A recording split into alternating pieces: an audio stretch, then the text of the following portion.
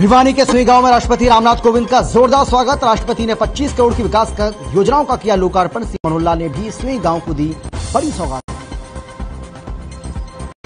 दिल्ली में PhD CCI ने आयोजित किया कार्यक्रम। केंद्रीय इस्पात राज्य मंत्री फग्गन सिंह कुलस्ते ने कार्यक्रम को किया संबोधित। चेयरमैन राकेश गुप्ता भी रहे मौजूद। गुरुग्राम में जिला कष्ट निवारण समिति की बैठक। सीएम मनोहर लाल की अध्यक्षता में बैठक। 19 शिकायतों पर मंथन।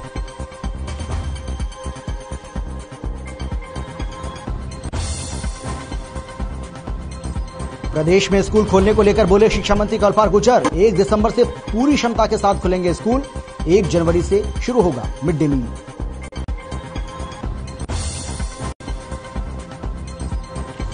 धर्मनगरी कुरुक्षेत्र से मीट की दुकानों को लेकर प्रशासन ने उठाए सख्त कदम। मीट शॉप खोलने पर होगी कड़ी कार्रवाई। नगर परिषद ने गठित की कई टीमें। और पलवल में धड़ल्ले से किया जा रहा है बुढ़ापा पेंशन में फर्जीवाड़ा। फर्जी प्रमाण पत्र के जरिए 10 लोगों को दिया जा रहा है पेंशन। सीएम फ्लैंक टीम ने की कार्रवाई।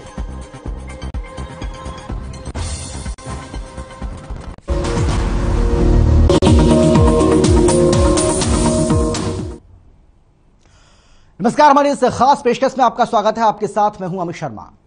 सबसे पहले हम बात करेंगे राष्ट्रपति रामनाथ कोविंद की, जो आज भिवानी जिले के सुई गांव पहुंचे। यहां पहुंचे पर उनका भव्य स्वागत किया गया। इस दौरान सुई गांव को कई सौगातें दी गईं। मुख्यमंत्री मनोहर लाल ने भी सुई गांव के लिए सौगातों की बरसात कर दी। एक रिपोर्ट आपको हम दिखाते हैं, देखिए। भिवानी जिले का गांव सुई पिछले कई दिनों से लगातार सुर्खियों में बना था। वजह थी राष्ट्रपति रामनाथ कोविंद का यह आगमन। शहर की तर्ज पर विकसित किए गए इस गांव में राष्ट्रपति के पहुंचने पर उनका भव्य स्वागत किया गया। राष्ट्रपति ने इस दौरान अपने संबोधन में हरियाणा प्रदेश की जमकर तारीफ की। राष्ट्रपति रामनाथ कोविंद ने हरियाणा की भूमि को किसानों और जवानों की भूमि बताया। साथ ही कहा कि बेटियों को आगे बढ़ाने में हरियाणा की अहम भूमिका रही है। रूढ़ियों से ऊपर उठकर बेटियों को आगे बढ़ाया गया। सुई गांव एक आदर्श गांव बन गया है। आपके ही गांव में पैदा हुए एक जिंदल परिवार, एसके जिंदल, वो वर्षों पहले यहाँ से मुझे बताया गया कि 50-60 साल पहले बंबई चले गए थे, काम धंधा किया, साधन संपन्न हो गए और उन्होंने अपने गांव को भूला नहीं। तो अपने गांव को जैसा वो बंबई में देखते हैं कि कितनी चकाचौंध है, सुविधाएं लोगों को मिली हैं, सुविधाएं यदि मैं अपने गांव वालों को भी दे सकूं तो उन्हें खुशी होगी और इसीलिए उन्होंने ये कार्यक्रम रखा। वहीं राष्ट्रपति रामनाथ कोविंद ने कहा कि देश का नाम रोशन करने वाले खिलाड़ियों में 22% खिलाड़ी हरियाणा के हैं। इस दौरान राष्ट्रपति ने करीब 25 करोड़ रुपए के विकास कार्यों का उद्घाटन भी किया। इस मौके पर राष्ट्रपति के साथ हरियाणा के राज्यपाल बंडारू दत्तात्रेय, मुख्यमंत्री मनोहर लाल, उप मुख्यमंत्री दुष्यंत चौटाला, कृषि मंत्री जेपी दलाल, हिसार से सांसद विजेंद्र सिंह, भिवानी से सांसद धर्मवीर सिंह, भिवानी विधायक घनश्याम सर्राफ, भवानीखेड़ा विधायक विशंबर वाल्मीकि भी विशेष रूप से मौजूद रहे। मुख्यमंत्री मनोहर लाल ने आदर्श गांव सुई को कई बड़ी सौगातें दी। सीएम ने सुई गांव में मुक्केबाजी और एथलेटिक्स एकेडमी बनाए जाने की घोषणा की। इसके साथ ही गांव के लिए 2 सड़कों का भी ऐलान किया। यहाँ एक ऑडिटोरियम भी बना दिया गया है। यहाँ पर इतने पार्क बनाए गए हैं। यहाँ सुंदर लेक बनाई गई है। गांव की गलियां, गांव की सड़कें, जो भी कुछ ध्यान में आप लोगों ने कराया वो सब इन्होंने किया है। मैं बैठे बैठे पूछ रहा था कि अभी तक कितना पैसा लग गया होगा। कहने के कोई कितना ही कहे, लोग तो बहुत कहते इतना लगा दिया, लेकिन सच्चाई है कि सिर्फ 25 करोड़ रुपया मैंने लगाया है। जब इन्होंने कहा कि सिर्फ 25 करोड़ लगाया है, तो जो सिर्फ शब्द है इसमें एक बात छुपी हुई है। वो छुपी हुई है कि इनका मन बहुत बड़ा है। आपने तो सिर्फ 25 लगवाया है। अगर आप जितने भी और इस गांव के लोगों के हित के लिए जो इच्छा करेंगे, सेठ जी भी, उनके सुपुत्र भी सब सुन रहे हैं, ये लगाने के लिए तैयार हैं। आपकी डिमांड और इनका काम। गौरतलब है कि सुई गांव को सेठ श्री कृष्ण जिंदल ने गोद लेकर तमाम विकास कार्य करवाए, जिसमें स्कूल, झील, 8 पार्क, गलियां, सोलर प्लांट जैसी सुविधाएं शामिल है, जिन्हें राष्ट्रपति रामनाथ कोविंद ने सुई गांव की जनता को समर्पित किया। भिवानी से हर खबर हरियाणा के लिए दीपक मुतरेजा की रिपोर्ट।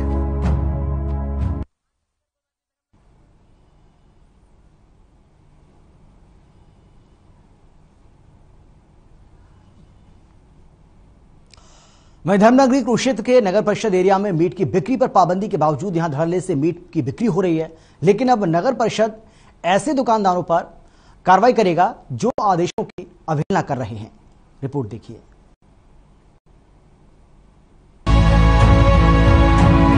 नगर परिषद थानेसर कार्यालय में नगर परिषद अधिकारी केएल बठला की अध्यक्षता में मीट की दुकानें बंद करवाने को लेकर एक बैठक की गई। इस मौके पर मीट दुकानदारों को चेतावनी देते हुए कहा गया कि कई बार कहने के बावजूद मीट की दुकानें बंद नहीं हो रही हैं। केएल बठला ने दुकानदारों को साफ कहा है कि यदि दुकानदार मीट की दुकानें बंद नहीं करेंगे तो नगर परिषद प्रशासन की ओर से पुलिस बल की सहायता से दुकानों को बंद करने के साथ साथ दुकानें सील करने जैसी कार्रवाई की जाएगी। शिकायतें प्राप्त हो रही थी, जैसे अपना अमीन रोड, झांसा रोड और कई अन्य जगह पे कि भी वहाँ पे कुछ लोग मीट की दुकानें खोलकर बेच रहे हैं, जिसका हमने संज्ञान लेते हुए उनको पहले नोटिस भी दिए और हमने 2 टीमें बना दी हैं जो उनको बंद कराने के लिए इसी काम पे जुटी रहेंगी। बाकी कल उनकी मीटिंग ली गई और उनको समझा दिया अगर हमें खुली मिली तो उनकी दुकान सील कर दी जाएगी। आपको बता दें कि नगर परिषद एरिया में मीट की दुकानों को बंद कराने के लिए नगर परिषद की ओर से टीमों का गठन भी किया गया है। इस टीम में नगर परिषद के अधिकारियों और कर्मचारियों को भी शामिल किया गया है। दुकानें बंद करवाने के दौरान किसी भी अप्रिय घटना से बचने के लिए पुलिस बल की भी सहायता ली जाएगी और पूरे मामले की वीडियोग्राफी भी करवाई जाएगी। हर खबर हरियाणा के लिए कुरुक्षेत्र से विनोद खुंगर की रिपोर्ट।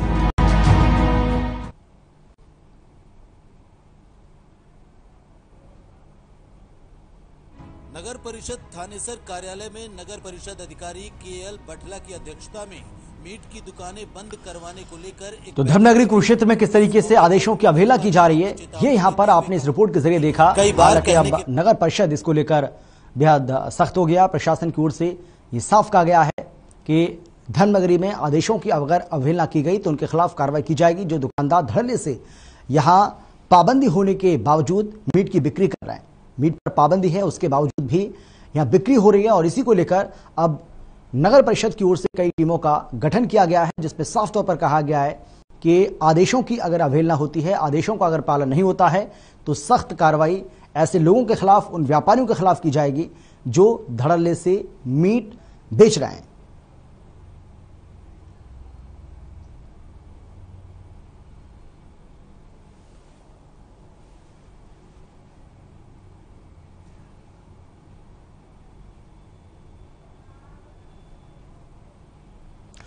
और चलिए बात करते हैं यमुनानगर के बिलासपुर की, जहां पर चल रहे कपाल मोचन मेले में श्रद्धालुओं का सैलाब उमड़ पड़ा है, लेकिन मेले में कोरोना नियमों की अनदेखियां भारी पड़ रही हैं। लगातार यहां पर कोरोना नियमों की धज्जियां उड़ाई जा रही हैं। कैसे, ये रिपोर्ट दिखाते हैं आपको। हरियाणा के यमुनानगर के बिलासपुर में चल रहे 5 दिवसीय राज्य स्तरीय कपाल मोचन मेले में श्रद्धालुओं का तांता लगा हुआ है। 19 नवंबर को कार्तिक पूर्णिमा पर मुख्य स्नान होना है, जिसमें 10 लाख श्रद्धालुओं के भाग लेने की संभावना है, लेकिन मेले में कोरोना नियमों की अनदेखी भारी पड़ सकती है। तस्वीरों में आप साफ देख सकते हैं कि श्रद्धालुओं ने अपने चेहरे पर मास्क लगाना भी जरूरी नहीं समझा। किसी का कहना था कि उसके पास मास्क तो है, अभी लगा लेगा। किसी का कहना था मास्क डेरे पर पड़ा है, जाकर डालेगा, और कुछ का तो यहाँ तक कहना था कि कोरोना खत्म हो चुका है। लेकिन लोग शायद ये भूल चुके हैं, कोरोना कम हुआ है, खत्म नहीं। मास्क का कहना हुण कोरोना कित्थे है जी, सारी दुनिया फिरदी है जी बेली, कोई कोरोना नहीं, कुछ नहीं, एवं कहना ये छड्डी जाते हैं। मास्क ये कमरे में पड़ा, कमरे में पड़ा, मास्क लगा लेंगे जी अब आगे। मेला अधिकारी बलराम गुप्ता का कहना है कि सख्ती से कोरोना नियमों का पालन करने के लिए बार बार लोगों को जागरूक किया जा रहा है, अभी और सख्ती बरती जाएगी। अनाउंसमेंट के माध्यम से ये बार बार बात कहलवाया भी जा रहा है और सभी नाकों पे जो है चेकिंग भी करवाई जा रही है। तो हम लोगों को अनाउंसमेंट के माध्यम से भी बाधा-वेयर करवाने की कोशिश कर रहे हैं। कपाल मोचन मेले में अगर इसी तरह कोरोना नियमों की सरेआम धज्जियां उड़ती रही तो ये कोरोना को न्योता देने से कम नहीं होगा। प्रशासन को जरूरत है कि सख्ती से नियमों का पालन करवाया जाए, साथ ही लोगों को भी अपनी जिम्मेदारी का एहसास होना चाहिए। स्पेशल डेस्क हर खबर हरियाणा। आगामी 1 दिसंबर से प्रदेश में सुचारू रूप से स्कूल खुलने जा रहे हैं, तो दूसरी ओर बढ़ते प्रदूषण को लेकर भी कोहराम मचा हुआ है, जिसके मद्देनजर अब सरकार ने फरीदाबाद, झज्जर, गुड़गांव और सोनीपत में स्कूल बंद करने का फैसला लिया है। इन्हीं तमाम मुद्दों को लेकर हमारे संवाददाता रवि चंदेल ने शिक्षा मंत्री कंवरपाल गुर्जर से खास बातचीत की है। आप भी सुनिए। 1 दिसंबर से प्रदेश के अंदर सुचारू रूप से स्कूल खुलने जा रहे हैं, तो दूसरी ओर प्रदूषण को लेकर लगातार कोहराम बना हुआ है। इसी विषय पर चर्चा करने के लिए हमारे साथ मौजूद हैं सूबे के शिक्षा मंत्री कंवरपाल गुर्जर। सबसे पहले तो बहुत बहुत स्वागत है सर आपका हर खबर हरियाणा में। धन्यवाद। सर, ये बताएं कि जिस तरीके से स्कूल खोलने का जो निर्णय लिया गया है सरकार द्वारा 1 दिसंबर से, क्या लगता है कि उसका प्रभाव जो है बाकी जिलों पर नहीं पड़ेगा?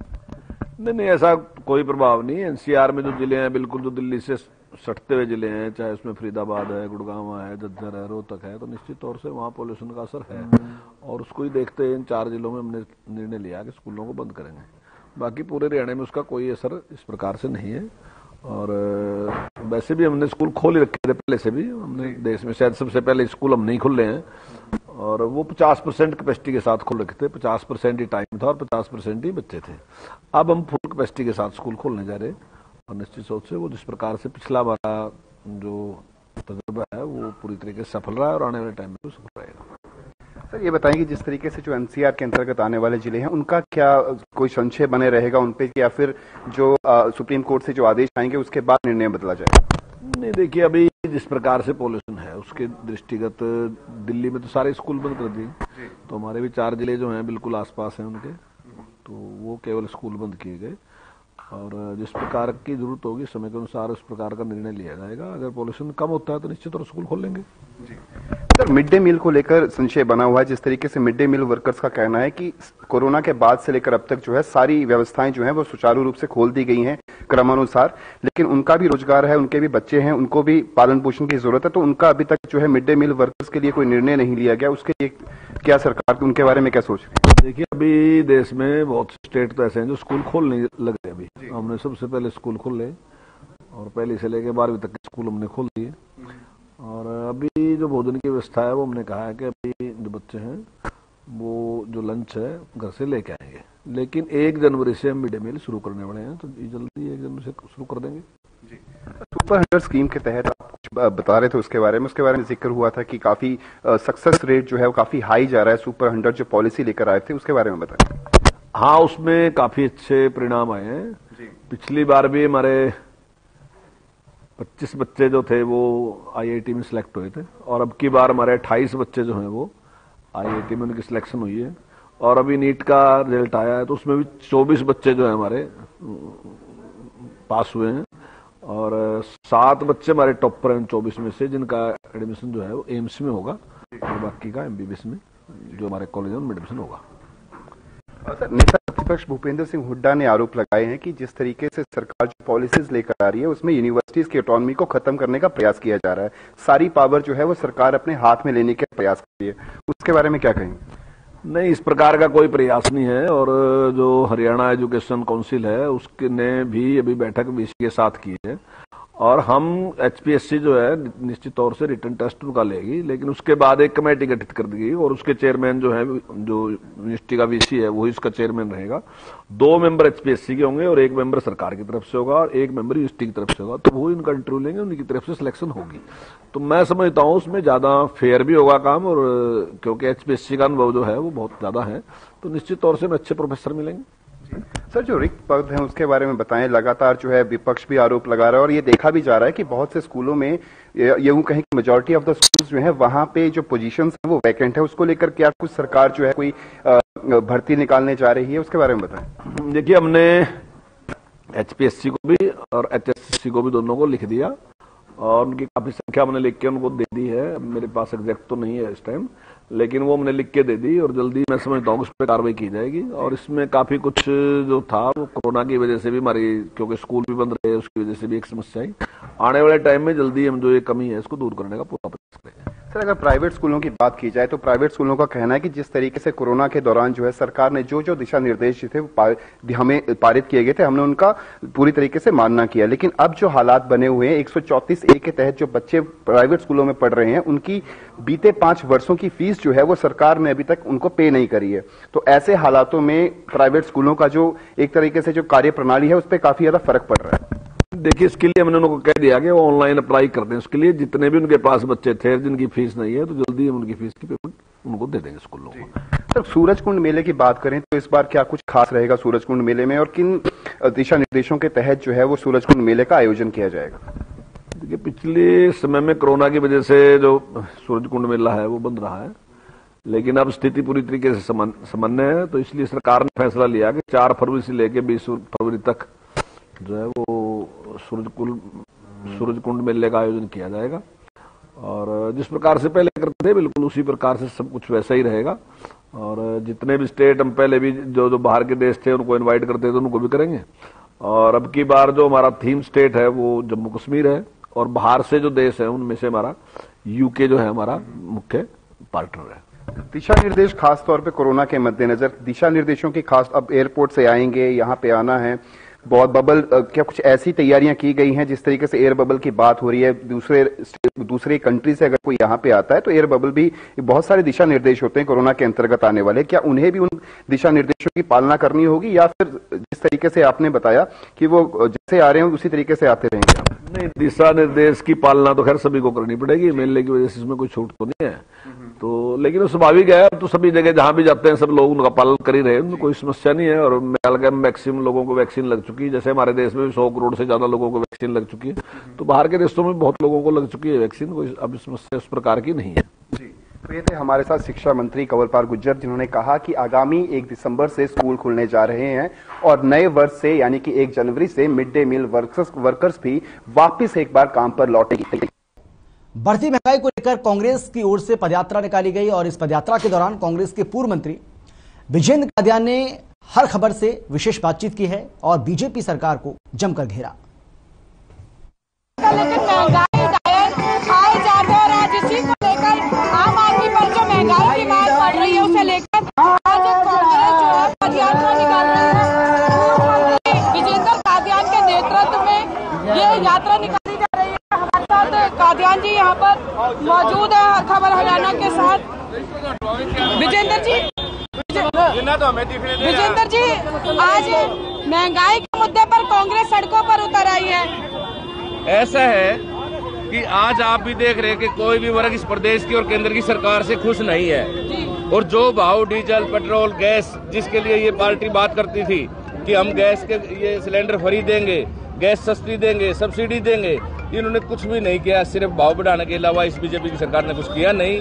और इसको लेकर के, इसके विरोध में जो महंगाई के कारण सारे वर्ग दुखी हैं, कांग्रेस पार्टी ने कार्यक्रम तय किया कि 14 नवंबर से 29 नवंबर तक जन जागरण अभियान सारे प्रदेश और सारे देश में किया जाए, ताकि इसकी गलत नीतियों का भाजपा ने जो तकलीफ और जो कष्ट इस भारत की जनता को दिया, इस छुटकारा पाने के लिए ये आज जन जागरण अभियान शुरू हुआ। लेकिन आपको नहीं लगता कि कांग्रेस जो है कभी कभी सो कर जागती है कि महंगाई के मुद्दे पर अगर कंटिन्यू सरकार को टोका जाए तो शायद विपक्ष को जवाब देने के लिए सरकार समय रहते कोई निर्णय ले? अगर हाल ही में जो डीजल और पेट्रोल के रेट घटे हैं, कहीं ना कहीं आप भी इस बात को मानोगे कि जो कांग्रेस के एजिटेशन, जो कांग्रेस का जन जागरण अभियान, इन्हीं के प्रेशर और प्रभाव से ये रेट कम हुए, अदरवाइज ये भाजपा करने वाली नहीं थी। सीमा जी, कांग्रेस कार्यकर्ता के साथ साथ आप एक महिला भी हैं, कितना मुश्किल हो रहा है घर चलाना? आप समझेंगी, बीजेपी सरकार ने जिनको सिलेंडर्स दिए थे ना, आज वो अंगीठी और चूल्हा जलाने के काम आ रहे हैं लकड़ियां लगा के, क्योंकि उनकी हैसियत नहीं है कि वो सिलेंडर भरवा सके। तो ये हालात है, आज रोटी चलाना, रोटी खिलाना और रसोई चलाना बेहद मुश्किल काम हो गया। बिल्कुल बेहद मुश्किल है। और मनोज अग्रवाल जी हमारे साथ हैं यहाँ से। मनोज जी, महंगाई की मार आम आदमी पर पड़ रही है, लेकिन सरकार जो है रोना रो रही है कि विकास के लिए पैसे की जरूरत है और उसका जो आम आदमी को धैर्य बरतने की जरूरत है इसके लिए। देखिए, आज से पहले विकास कार्य हिंदुस्तान में होते रहे हैं। कांग्रेस पार्टी सरकार ने कभी भी विकास कार्यों के नाम पे गरीबों को मारने का काम नहीं किया, कभी उनका निवाला छीनने का काम नहीं किया।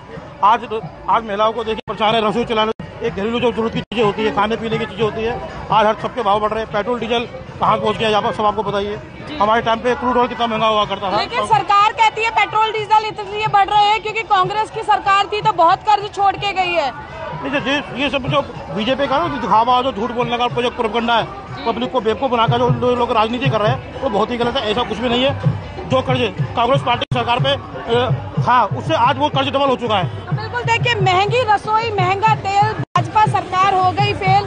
मैं दिखाऊंगी कि हाथों में तख्तियां लेकर ये जो कांग्रेस के कार्यकर्ता हैं, बहुत संख्या में महिलाएं भी यहाँ मौजूद है। आंटी, मुश्किल होती है घर का बजट बनाने में? घर का बजट बनाने में बेटा बिल्कुल कंगाल हो चुके हैं।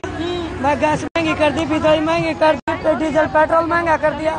आज तक कोई है नहीं था। आप महंगाई को लेकर आज पदयात्रा में शामिल हुए हैं या कांग्रेस को लेकर शामिल हुए हैं? महंगाई को लेकर शामिल हुए हैं। महंगाई इतनी बढ़ गई, घर का खर्चा ही नहीं चल रहा, आम आदमी क्या करेगा? सही कह रही है आंटी, ये महंगाई की वजह से जी, महंगाई तो बहुत ज्यादा है, बहुत ज्यादा महंगाई। देखिए, बहुत ही स्लोगन आप देख सकते हैं, मोदी और महंगाई दोनों है भाई भाई। महंगाई ने मचाया हाहाकार, नींद से जागो भाजपा सरकार। तो हमने आपको दिखाया कि कांग्रेस ने पदयात्रा निकाली। इस दौरान कांग्रेस नेता हर खबर से बातचीत करते भी नजर आए। इसके साथ ही हर खबर के साथ विशेष बातचीत भी कांग्रेस नेताओं की ओर से की गई है। सरकार पर जमकर बरसे हैं और कहा है कि अब इस सरकार की उल्टी नीति भी शुरू हो चुकी है। महंगाई को लेकर जब आम आदमी बेहाल है, वहीं अब कांग्रेस भी मुखर हो चुकी है और अब कांग्रेस की पदयात्रा के माध्यम से सरकार को जगाने की कोशिश की जा रही है। और हमारे साथ कांग्रेस के वरिष्ठ नेता भटकल विधानसभा क्षेत्र से विजय प्रताप जी यहाँ पर मौजूद है। सर, बहुत हो चुकी महंगाई की मार, कुछ तो करो मोदी सरकार। लगातार अब आम आदमी भी कह रहा है और कांग्रेस के साथ आम आदमी जुड़ गया है। क्या कहना चाहेंगे सरकार से? मैं मोदी जी को याद दिलाना चाहता हूं कि पेट्रोल 60 के आसपास हुआ था और सिलेंडर 400 के आसपास था। तो मोदी जी का एक भाषण है कि कांग्रेस वालों को जनता के बीच में जाने में शर्म नहीं आती, जो 60 रुपए का पेट्रोल है और ये वोट मांगने जाते हैं। ये मोदी जी ने कहा था। और आज मैं समझता हूं मोदी सरकार की चमड़ी इतनी मोटी हो चुकी है, इनकी आंखों में शर्म उतर गई है। 100 रुपए से ऊपर डीजल पेट्रोल कर दिया है, 900 रुपए से ऊपर सिलेंडर कर दिया है, 200 रुपए का सरसों का तेल है। असली में शर्म तो इनकी खोई है और इन्होंने पूरे देश को भटकाकर केवल जातिवाद, क्षेत्रवाद और धर्मवाद में और लोगों को भ्रमित कर असली मुद्दे पे आने नहीं दे रहे। कांग्रेस का ये जन जागरण अभियान है, यात्रा है कि हम लोगों को जगाएंगे। जो वायदे मोदी ने किए थे वो उनमें से पूरे नहीं किए, उनको याद दिलाएंगे और लोगों को संगठित करेंगे इस भ्रष्ट सरकार के खिलाफ। जी, और कांग्रेस के प्रवक्ता हमारे साथ जितेंद्र चंदेलिया जी मौजूद है। सर, क्या लगता है महंगाई की मार सरकार पर भी पड़ेगी क्योंकि आम आदमी अब मुखर होने लगा है सरकार के खिलाफ? देखो, 3 कृषि काली कानून के बाद आपने देखा कि किस तरीके से इन्होंने पेट्रोल, डीजल, रसोई गैस और फल सब्जियां, आम चीजों के जो दाम बढ़ाए हैं, उस पर पूरे हिंदुस्तान के ऊपर, जनता के ऊपर बहुत बड़ा असर पड़ा है। और आज सुप्रीम कोर्ट ने, सर्वोच्च न्यायालय ने भी फटकार लगाई है केंद्र सरकार को। वैसे सुप्रीम कोर्ट और विशेष खंड विशेष न्यायमूर्ति एनवी रमन्ना साहब फटकार लगाते रहे हैं, चाहे वो किसानों को कुचलने का मामला हो, चाहे महंगाई का मामला हो। भुखमरी के ऊपर, भूख से साउथ उड़ीसा, साउथ बिहार में जो मौतें हुई हैं, आज सुप्रीम कोर्ट, आज सर्वोच्च न्यायालय ने फटकार लगाई है। और जो कई मुद्दों पर सुप्रीम फटकार सरकार को पड़ चुकी है। भारत जी तुगल की फरमान जो जारी किया है, उसके ऊपर मुझे एक शायर की पंक्ति याद आती है। मोदी साहब जो तुगल की फरमान जारी करते हैं कि नया निजाम, नई बंदिशें, ऐलान नया, नया निजाम, नई बंदिशें, ऐलान नया, हम फकत लश्करे शाही के माफिक सोचे। और सही भी वक्त ने ये हुक्म किया है जारी कि अपनी नस्लों से कहो मेरे मुताबिक सोचे। लेकिन ये कांग्रेस पार्टी है, क्रांतिकारियों की पार्टी है। हम राहुल गांधी जी के नेतृत्व में, शैलजा जी के नेतृत्व में तीखा प्रहार जो है सरकार पर किया है। भारत जी क्या नाम है आपका? सोनू चौधरी। क्या लगता है महिलाओं का नेतृत्व आप करती हैं, महिलाएं कितनी दुखी हैं महंगाई से? महिलाएं इतनी दुखी हो गई है कि दोबारा से मिट्टी के चूल्हे पे आ गई है। जो गैस सिलेंडर हम लोगों को दिए थे वो बंद करके हमने रख दिए शोपीस की तरह। घर में हर चीज महंगी हो गई है। यानी चूल्हे जो है, जो उज्ज्वला योजना थी, वो कहीं ना कहीं शोपीस बन गए हैं। और भारत जी, क्या लगता है आपको महंगाई की मार आदमी कह रहा है, लगता है कि कांग्रेस जिस तरह से सड़कों पर उतरी है, राहत मिलेगी सरकार को? बिल्कुल, लोगों को राहत मिलेगी? बिल्कुल मैडम, कांग्रेस सड़कों पर शुरू से थी, चाहे वो सत्ता में थी, चाहे आज विपक्ष की भूमिका निभा रही है। मैं एक छोटी सी बात आपको बताऊंगा कि आपको जो मैं बात कहने जा रहा हूं उसको बहुत जरूरी है समझना। मैंने एक संत के मुंह से सुना था कि जिंदगी में चाहे जोश ना हो, बात करने का भी कुछ ओश ना हो, लाखों ऐब हो इंसान की जिंदगी में, मगर एक एहसान फरामोश ना हो। कहने का भाव सिर्फ ये है कि जिस जनता ने, जिस आवाम ने बीजेपी को पूर्ण बहुमत के साथ सत्ता में इस उम्मीद के साथ बिठाया था कि शायद अब हमारी समस्याओं का हल होगा, मगर ये एहसान फरामोश सरकार जनता के एक एक दिए हुए वोट के साथ जो एहसान फरामोशी कर रही है, लगातार उनके ऊपर कभी पेट्रोल डीजल के रूप में, यानी सरकार, देखिए कांग्रेसी नेताओं का सीधे तौर पर कहना है कि आम आदमी के साथ छल किया है, वोट के बदले महंगाई की मार आम आदमी को दी है। ऐसा आज एक कांग्रेस के कार्यकर्ता नेता पदयात्रा के दौरान कह रहे हैं, और यदि समय रहते सरकार नहीं जागी तो निश्चित तौर पर इसका खामियाजा सरकार को भुगतना पड़ सकता है। कैमरा पर्सन शिवम के साथ हर खबर हरियाणा के लिए फरीदाबाद से पूजा शर्मा।